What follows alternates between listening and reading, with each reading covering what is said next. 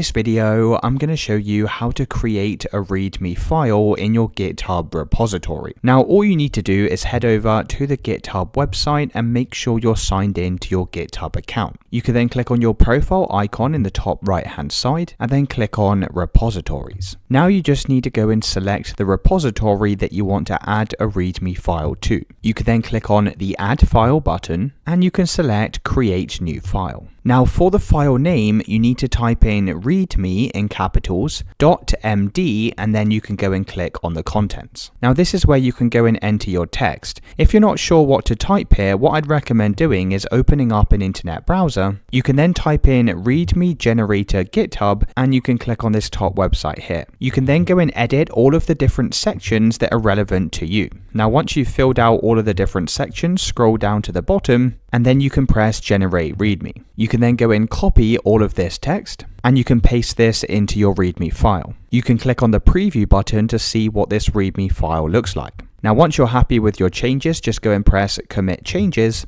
and then you can just press commit changes. So now if we come back over to our project, you can then scroll down and you'll now be able to see this README file. And it's as simple as that, guys. Let me know in the comments if you found this video helpful.